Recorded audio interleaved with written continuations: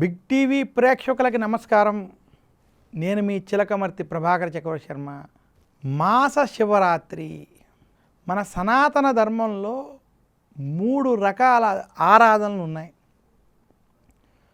మహావిష్ణువుని పూజించేటువంటి ఆరాధన ఒకటైతే, శక్తి స్వరూపిణైనటువంటి అమ్మవారిని శక్తికి సంబంధించినటువంటి ఆరాధన రెండైతే, ఈశ్వరారాధన శివారాధన మూడో ఆరాధనగా ఈ 3 విధమైనటువంటి ఆరాధనలు సనాతన ధర్మంలో చెప్పబడింది. అయితే శివ అభిషేక ప్రియ, విష్ణు అలంకార ప్రియ అని శాస్త్రం. ఇదే కాకుండా విష్ణుమూర్తిని సూర్యోదయానికి పూర్వమే ప్రాతకాల సమయంలో, ఉదయ సమయంలో పూజించడం ఉత్తమం అని శాస్త్రాలు తెలియజేశాయి.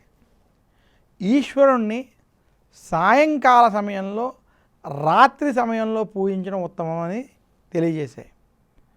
అయితే విష్ణుమూర్తినైనా, శివాలయమైనా, విష్ణు ఆలయమైనా మీకు కుదిరినటువంటి సమయంలో దర్శించుకోవడం, పూజించుకోవడంలో ఎలాంటి దోషము లేదు. కానీ ఇలా ప్రత్యేకంగా ఉదయం విష్ణుమూర్తిని, సాయంత్రం ఈశ్వరుని, రాత్రి ఈశ్వరుని కనుక పూజించినట్లయితే దాని ఫలితం కొంచెం అధికంగా ఉంటుందని శాస్త్రం చెప్పింది తప్ప, మీకు అలా కుదరని పక్షంలో మీకు నచ్చిన సమయంలో పూజ చేసుకోవడంలో దోషం లేదని మాత్రం సూచిస్తున్నాను.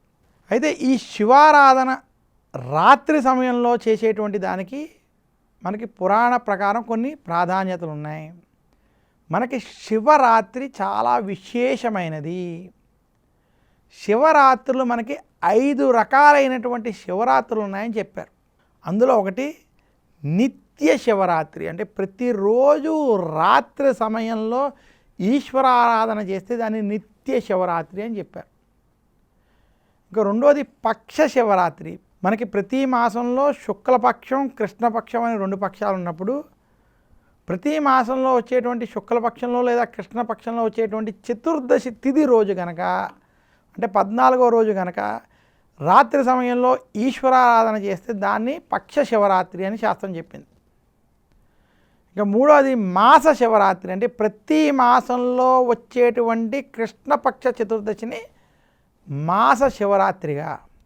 ఇంకా 4వది మహాశివరాత్రి, అంటే ప్రతి సంవత్సరంలో వచ్చే మాఘమాస కృష్ణపక్ష చతుర్దశి ఏ రోజైతే శివుడు లింగోద్భవ కాలం, లింగ రూపంలో ఉద్భవించాడు అని శాస్త్రాలు తెలియజేశాయో దాన్ని మహాశివరాత్రిగా చెప్పబడింది. ఇదే కాకుండా మనకి యోగ శివరాత్రి అని, యోగులు ఆధ్యాత్మిక నిర్గుణ సాధనలో ఈశ్వరుని దర్శించుకుంటే దాన్ని యోగ శివరాత్రి అని తెలియజేశారు. ఈ రకంగా మనకి 5 శివరాత్రుల గురించి చెప్పడం జరిగింది. ఈ 5 ఈరోజు మనం మాస శివరాత్రి యొక్క ప్రాధాన్యత చూద్దాం.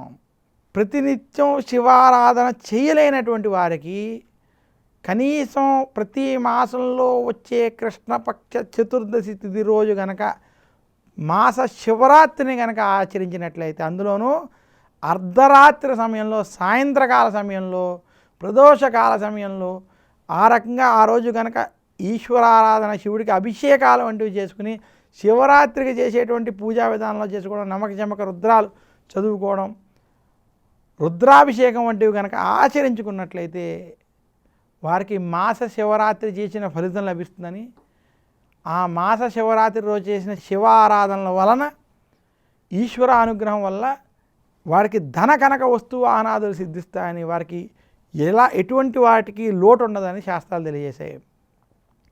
ఎవరికైనా ధనపరమైనటువంటి సమస్యలు ఉంటే, ఆర్థిక సమస్యలు ఏమైనా ఇబ్బంది పడుతుంటే, ఆ సమస్యల నుండి త్వరగా బయటపడి ముందుకు వెళ్ళాలనుకుంటే ఈశ్వరుని కనుక పూజించినట్లయితే, విశేషించి మాస శివరాత్రిలో కనుక ఈశ్వరుని ఆరాధించినటువంటి వారికి తక్షణమే వారి యొక్క సమస్యలు దూరం అవుతాయని శాస్త్రాలు తెలియజేస్తున్నాయి.